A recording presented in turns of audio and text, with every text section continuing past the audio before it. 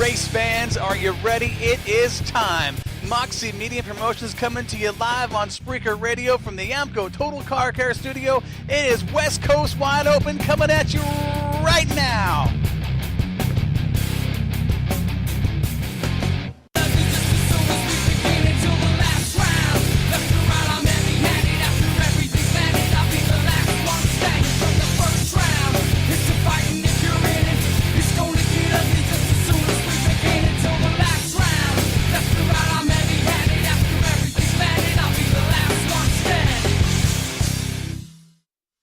Yes, it is time. One more time from the AAMCO Total Car Care Studio here with Moxie Media Promotions. It is West Coast Wide Open. We're going to bring in the rest of the gang here in the studio. And, man, do we have a full house tonight.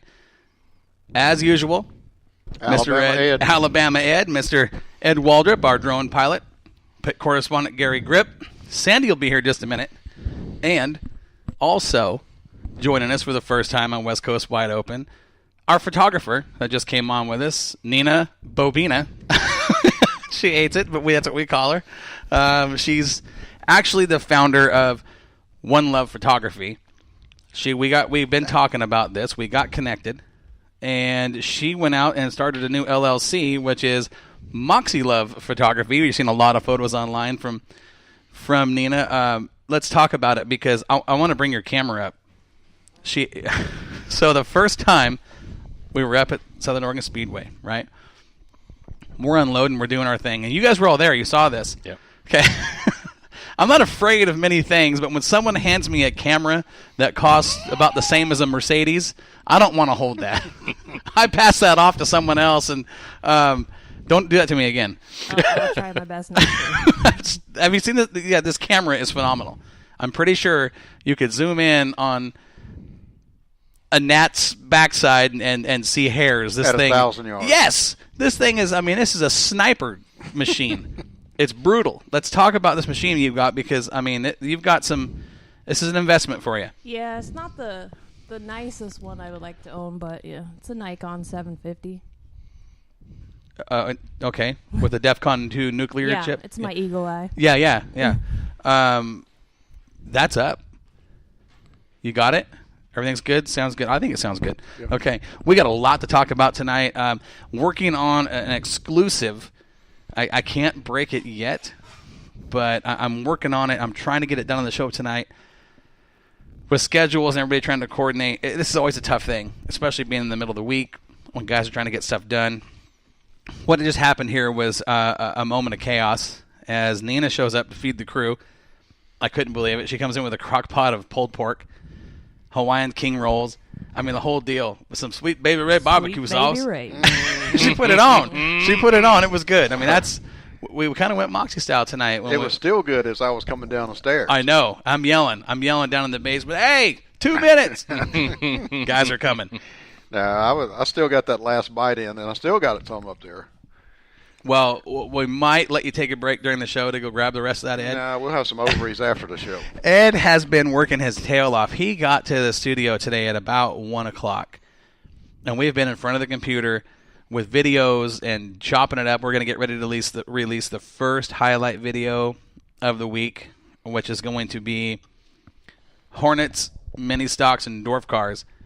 I want to talk about this last week's winners from Southern Oregon and other drivers around the state. Southern Oregon Speedway last Saturday night was exciting. I mean, you look around the state, and it's just the way this track is built, the way it's laid out, the way it's all put together and banked. The dwarf cars there. I mean, the Hornets and mini stocks are probably the best Hornet and mini stock racing I've seen, but the dwarf cars, hands down. That was a show. Yeah. My goodness. I agree. My goodness. It was only 25 laps, and it was a fast 25 laps, but it felt like that race, from my perspective, it felt like that race lasted an hour and a half. When I get into it, I lose time. I kind of... I don't know who's around. I just know that there's a race on the track. It's incredible, and I'm doing my thing. I knew I was in that zone when I looked over at Sandy in the tower, and she had that look on her face like, I'm getting out of the way. You know, she was just kind of like, hands up, do your thing. We talked about it afterwards, and she said, did you realize that Mike McCann was in the tower with you? And I said, what? I had no idea Mike was up there. Sandy just sat down. The funny thing was, when we were talking about it, you know, after the drive home the next day, everybody was beat up and tired. And she says, and it's just funny to listen to her tell me the story because, again, I'm there. I'm on the track. I'm that nothing else is around me matters. And she said, you should have seen the two girls that work in the scoring side of the tower, how they were looking at you. And I said, bad? She says, no, they just kind of looked like you were going to hurt yourself. you know, unless nobody knows unless you've been up in the tower with Corey, especially when, like, we had the late model race. I wasn't up there then, but I was flying the drone when McCain won that 5-up late model feature. Mm-hmm. And I've been up there with Corey announcing when he gets into this zone, and it's a no holds barred, get out of his way, watch him, and he dances, you know, and he's jumping around and he's talking and he's carrying on, you know, and the best part about it, he's enjoying himself. And it's too bad we don't have an instant replay, big Videotron out there showing the announcer getting wild up in the booth, you know, but it's something to behold. And if you guys at Southern Oregon, you got a good view of the tower, especially the ones on the right-hand side. If you look up there, you'll get to see them with all that animation and jumping around. Right, now everybody's going to be fighting over turn one. They're not watching the race anymore. We're here. What are you here for? We're watching the announcer. That was so, yeah, it was funny just the way that Sandy said, they looked at you like they were worried that you were going to hurt yourself. And I was pacing back and forth. The windows are big in that tower, so you get a lot. You can see everything. And I'm pacing back and forth. And just, I was just on the track. It was a phenomenal race. We're going to talk about that. We tried an experiment Saturday night, Gary. The experiment started off really, really bad in the pit area as we listen, I don't sugarcoat it. It's by my standards, it was horrible. We had a new camera we were trying, and things weren't working out. We decided not to use it. I walk away, we're getting ready to go racing, and all of a sudden, Sandy comes and says, "Hey, listen, Gary got that working." I said, "No, he didn't. No way." I heard that. So yeah, and because I don't have the radio. You guys, you know, I try to stay off that because there's too much going on in my head trying to do what I do, right? So she says, "Gary got that camera working." I said, "No way."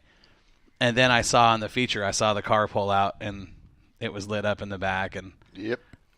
I was like, "Oh, this is going to be awesome." And I'm telling you, race fans, we have got some awesome footage off of the 4E of Trent Elliott. And this is gonna be on the late model right video, which is upcoming right now. It's upcoming. We're trying to get the one. We'll probably get the one up tonight. Yep. On the first with the Hornets and the Hornet mods or whatever you want to call them, stock mods or. So we got Hornets, mini stocks, and our dwarf cars. And dwarf cars. It'll be the first highlight reel coming, hopefully tonight, and then Thursday, Friday-ish.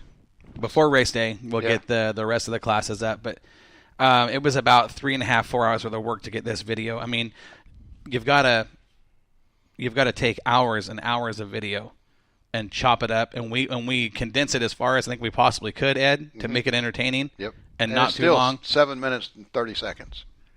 And we haven't even put the aerial video in with it. That's what I was getting ready to say. And we haven't added the intro to it. So we still got some work it's to do. It's going to be probably close to 10 minutes long, this highlight reel. But we've got a little bit of everything from, like I said, the Hornets, the mini stocks, and the dwarf cars, and it was all good stuff. We had some awesome racing Saturday night. Now, Nina, this is your second time inside the pit area as a motorsports photographer. She says on the way down, "I am so excited about this race tonight. I've got the lighting and the timing figured out." I don't even think about that. I'm not a photographer. So she's down there and was clearly very comfortable by some of the dancing that we saw going on. I was just trying to entertain some people. Well, you just wait till I get that drone video of her Gonna down be there on the dancing bloopers on reel. the pole. Now, I want to between talk 1 and about. 2. I want to talk about as a motorsports photographer, from what you've done in the past. How different is this? Well, it's live, and they're going really fast. So it's a lot like a quarterback where Yeah. you're throwing a pass. You've got a lead. I gotta, do some stretches to get that. It's like a sprinkler. I'm just constantly. I wish you guys could see her. You think I'm animated? She's got me whipped by a mile. Yeah, and then when I get bored, I dance. She did. She Yep. did. Yeah. But the speed. Let's talk about because I know you're changing lenses and you're doing all that good stuff that you do. The speed of the cars. Yes. I feel like they go slower down there, because they're just. But then when I watch the reels, I'm like, oh yeah, they were going fast. No wonder my neck hurts. So Saturday night, how many pictures did you capture? This last Saturday. Yeah. 5,000. 5,000 photos. It's really difficult too when you're trying to go through all the pictures. Everybody's Yep, To like find the video. good ones. Hey, can I get this? I'm like, yeah. There's like 30 of the same car, but I'm trying to figure out which one's the best one. Right. And Yeah. if you guys looked at it, it would be all the same. Like, it looks just the same. Like, well, no, because the light's on that side and the shadow's on this side. And We know how that is with the video. Well, you do. That's kind of what you do. So you It guys, I mean, you guys kind of are in the same, under the same Yeah. umbrella. We're on the we same have the same wavelength feel. here. We want to put the tower on the other side, as we both are build a wall to block all the lighting. Yeah, that sun is horrible down in It turn is. 3 Well, okay. Well, now hold on. during the daytime. I agree, but Yeah. the sunsets at They're that phenomenal. Beautiful. Southern sunsets. Oregon Speedway, you don't think you're at a racetrack in Southern Oregon. It almost looks like you're in Hawaii. I mean, you've got that backdrop of the big mountains and the sunsets, and you've got the oranges and the golds and the yellows and the greens, and I mean, phenomenal. Watch this Yeah. first video. It's got a lot of that in it. It does. Definitely. It does a lot of good stuff. So I want to go through with everybody here, and I want to talk about what you thought was the highlight for Saturday night, Saturday's race in action, and we'll just kind of go this way. We'll start with Sandy. Sandy, I want to know from what you saw Saturday night, what do you think was the highlight of the week at Southern Oregon Speedway? It's hard to say because there's not really one highlight. It was dang good racing the whole night. It was absolutely incredible. But the fun part was, watching the scorekeepers look at you. That was hilarious. Wish I had a video. And another thing was, you pointed out to the fans, like you always do, hey, keep your eye on that 4E car. If you look at the rear of it, you're going to see a light. That's where our camera's at. And that's all you saw was everybody going like this, watching that camera. That was pretty cool. But the highlight, the finishes on all of those races were fantastic. They were so close, minus the last. The late models. Yeah, the late models. It was just good racing all night long. The highlight was probably the drive home. We kind of have a lot of fun when we drive home. So That really wasn't that was more like a party on wheels. it Well, wasn't really a drive. But see, the week before last, we waited until we got all the way to Roseburg to get coffee. Bad mistake. We got jacked up Bad early mistake. this time. So We did. we went down to the Pilot, just south of the Medford exit. Went down to the Pilot. We all got super duper, pooper scooper sized coffees, and we chugged them all down in less than 10 minutes. By Roseburg. Yeah. They were down. Yeah. So- Oh, mine was down before Roseburg. There was nobody sleeping on the way And home. I was lit up like a neon light on Stripper Row. Yeah, he was too. And I mean, Sandy made the comment last week. There was one other guy in the car that talked all the way home, and you were so quiet. Not. I think I was jabberboxed the whole way home, but I was wired for sound. Well, you're having a good time when the entire crew is heading down I-5 at 85 miles an hour singing Blueberry Hill. There you go. That was Oh, that's right. We did a lot of singing. we too. did. Ed led Ed us in started singing. that, right? Yes, Ed started the singing. Talking Nina. about singing.